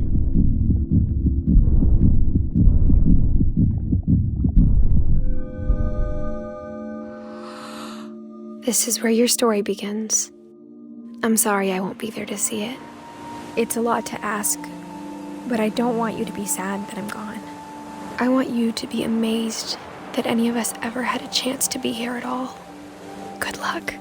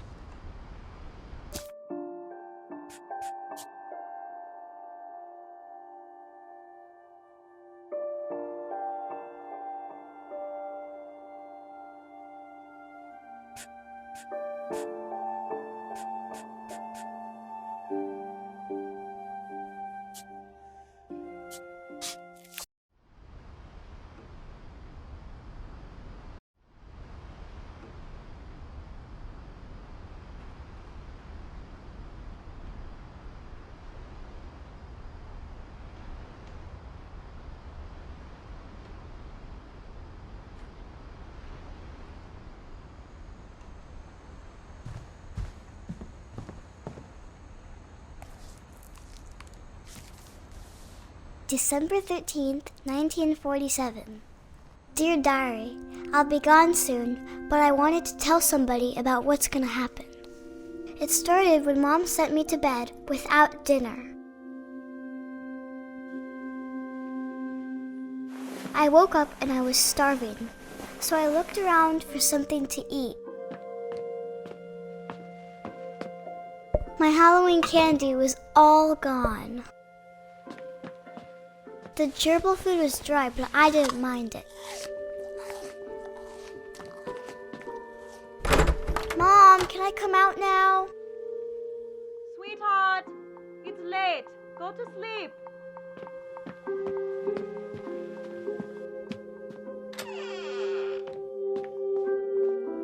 I kept eating and eating.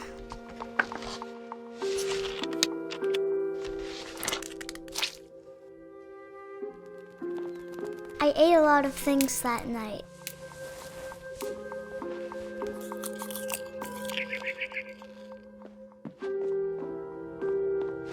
Then I heard chirping outside my window. It was a barn swallow going back to her nest. I reached out for her.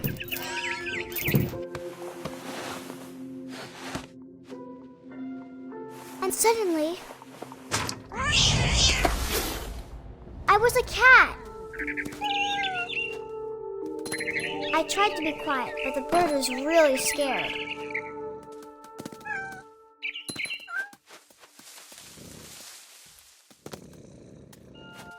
Mom and Dad didn't even look at me.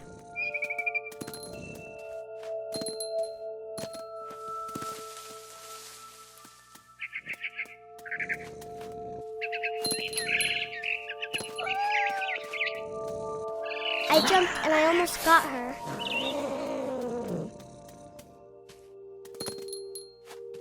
I could tell she was getting really tired. Now I was up in the big tree. I promised Dad I wouldn't climb it anymore. All I cared about was eating that mama bird. I gobbled her up. And suddenly, I was an owl. First, all I heard was the wind. Then I heard little teeth nibbling in the grass.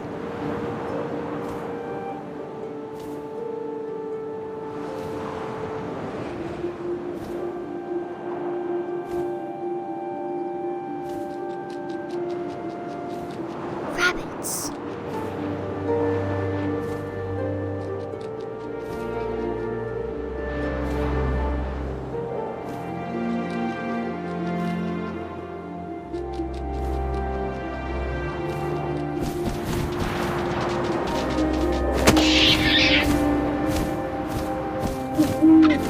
I imagined his face looking up and seeing mine through my talons. I swallowed him up, and I didn't chew one bit. Then I flew off to find something bigger.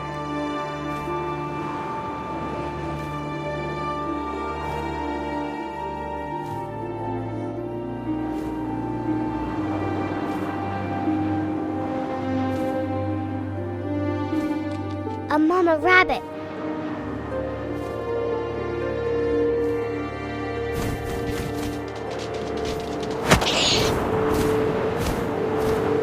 She was almost too big to carry. I started choking, but I couldn't stop eating. And suddenly, I was a shark!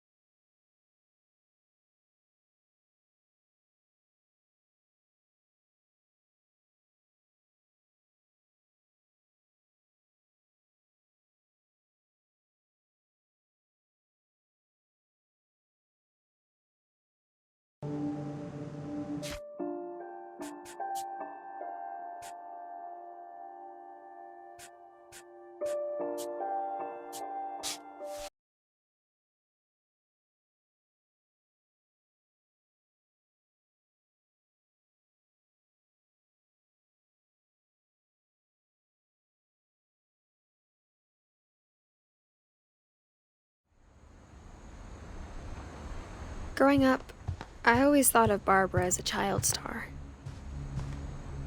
I never thought about how hard it must have been. Of all the stories people wrote about Barbara's death, I'm surprised Edie saved this one.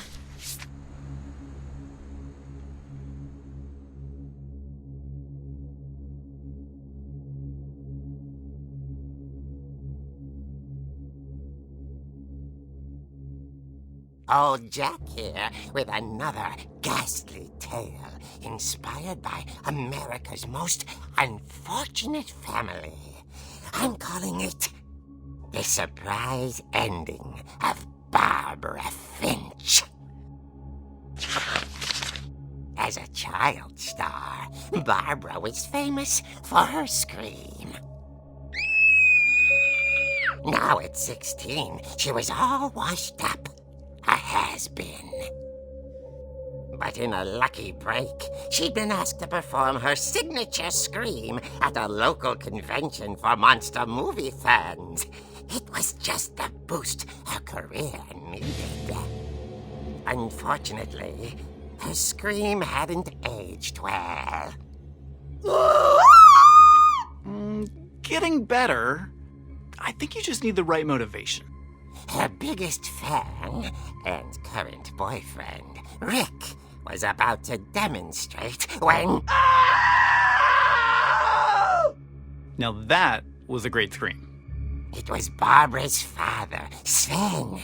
He'd slipped into a table saw and had to be rushed to the emergency room. So Barbara got stuck babysitting her youngest brother, Walter. Her convention comeback was cancelled. Okay, I'm hearing frustration, but I'm not hearing terror. What if I tried... A gang of hoodlums in Halloween masks have been terrorizing Orcas Island tonight. Police are urging residents to... That came from the basement. You're right! Also, I loved your delivery on that. Why is your basement door locked? Because my dad likes making puzzles and secret passages. There's a key hidden in the music box. The secret is to keep winding and winding until finally the key pops out. Thanks, babe. I'll be back in a sec. 20 minutes later, Rick hadn't returned. So Barbara went to look for him, right on cue.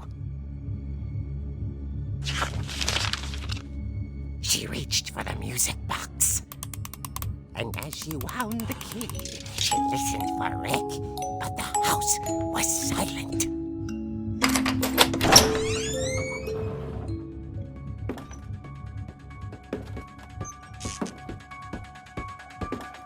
She found Rick's crutch and imagined the worst.